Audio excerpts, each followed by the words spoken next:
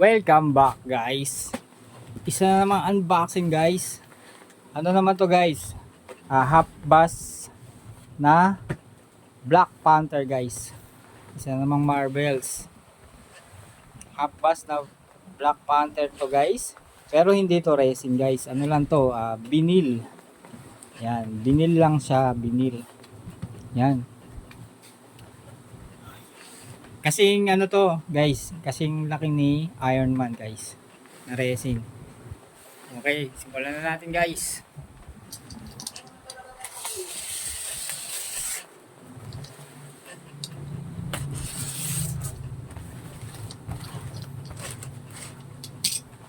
Bukas na guys.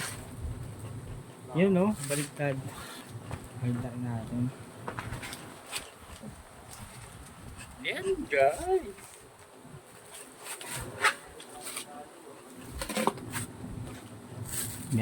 Guys, tanggalin lang natin. Guys, ito vinyl lang to, hindi to resin. Kaya kahit mabagsak, hindi ka mangangamba. Okay. Tinabi ko muna yung styro. Yan guys. Lupit. Ito walang ilaw guys. Wala. Talagang ano lang siya, ganyan lang siya. Hard vinyl. Guys, ang lupit.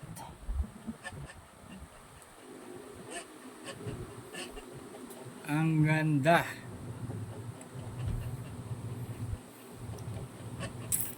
Lupit guys. Nakita nyo naman.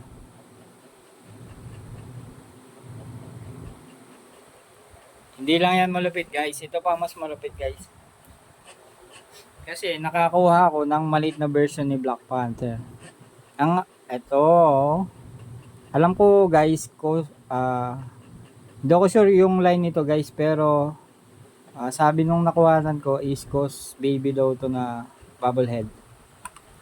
Ayan, authentic yan guys, may markings yan. Diba? Panalo. Hindi pala gumagalaw yung kamay. Guys, tingnan nyo naman. What? Guys. Ang ganda. Patay natin ilaw para medyo makita natin yung kanyang quality, guys. Guys, ang lupit. Isang malaking Black Panther na may kasamang baby. Guys, napakaangas. Napakaganda. Panalo. Yan, oh. Mas okay sana guys kung umiilaw din yung mata eh. Parang katulad ni Iron Man, di ba? Pero okay lang yan. Yan, oh. Guys, panalo to, panalo. Okay guys, maraming salamat at sinamahan nyo naman ako sa pag-unbox at pag-flex ng ating Black Panther na half bus with matching Ghost Baby na Black Panther. Ang cute eh, di ba? Ganda oh. Kung collector ka ng Black Panther, panalong panalo. Bagay na bagay sa ito guys. Maraming salamat guys, happy collecting lang.